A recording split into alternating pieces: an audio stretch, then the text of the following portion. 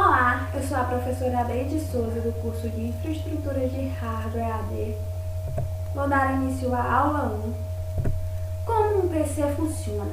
Um PC funciona através dos seus componentes básicos, entre eles o processador, que é responsável pelo processamento da maior parte das informações. No entanto, ele não pode fazer nada sozinho. Memória. A memória é usada para armazenar os arquivos e programas que estão sendo executados. HD. O HD armazena os dados em discos magnéticos que mantêm a gravação por vários anos.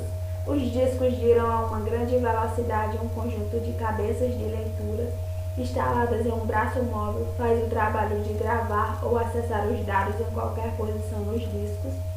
Junto com o CD-ROM, o HD é um dos poucos componentes mecânicos ainda usados nos micros atuais e justamente por isso é que normalmente dura menos tempo e que inspira mais cuidados. Placa de vídeo. A placa de vídeo é provavelmente um dos componentes mais importantes do PC. Originalmente, as placas de vídeo eram dispositivos simples que se limitavam a mostrar o conteúdo da memória de vídeo no monitor. Placa-mãe. A placa-mãe é definida como o componente mais importante do micro, pois ela é a responsável pela comunicação entre todos os componentes, pela enorme quantidade de chips, trilhas, capacitores e encaixes. No entanto, a placa-mãe também é um componente que, de uma forma geral, mais dá defeitos. Hardware e software.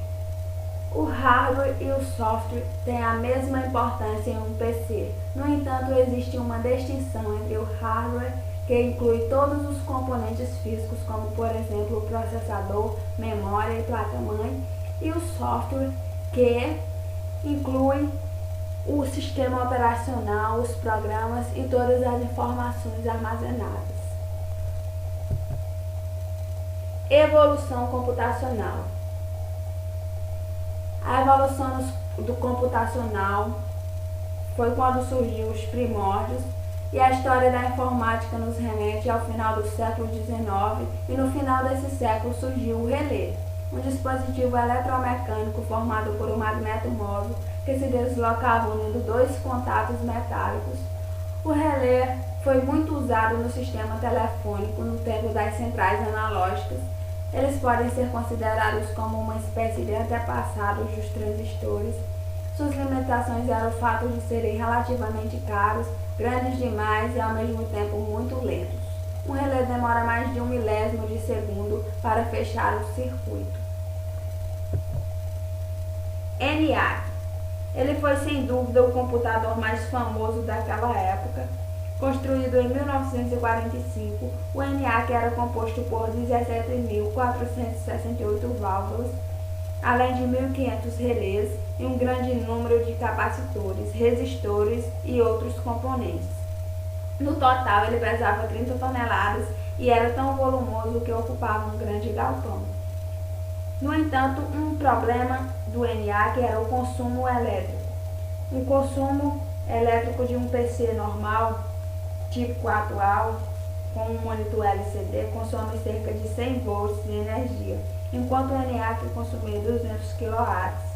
A construção dele custou ao exército americano $468 mil, na época, que correspondiam a pouco mais de 10 milhões, em valores corrigidos. No entanto, o poder de processamento dele era muito lento se comparado aos padrões atuais, suficiente para processar apenas 5.000 adição, 357 multiplicação ou 38 divisões por segundo.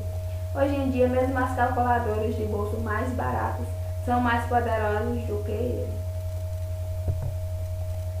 Válvulas.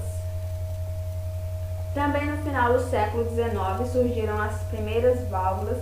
Elas foram usadas para criar os primeiros computadores eletrônicos na década de 40. As válvulas eram bem mais rápidas que os relés, atingiam frequência de alguns megahertz. O problema é que esquentavam demais, consumiam muita eletricidade e se queimavam com facilidade. Elas eram problemáticas e caras, mas eram vistas como algo complexo demais. Mesmo assim, na época, as válvulas eram o que existia de mais avançado, permitindo que computadores como o ENIAC executassem cálculos em poucos segundos. Transistor. O primeiro transistor era muito grande, mas não demorou muito para que esse modelo inicial fosse aperfeiçoado. Durante a década de 1950, o transistor foi aperfeiçoado e passou a gradualmente dominar a indústria, substituindo rapidamente as problemáticas válvulas. Alguns transistores da época possuíam até 100 MHz, o que eles podiam operar. Um transistor é composto basicamente por 3 filamentos, emissor e coletor. O emissor é o polo positivo e o coletor o polo negativo, enquanto a base é quem controla o estado do transistor. Quando ele está desligado, não existe corrente elétrica na base, por isso, não existe corrente elétrica entre o emissor e o coletor.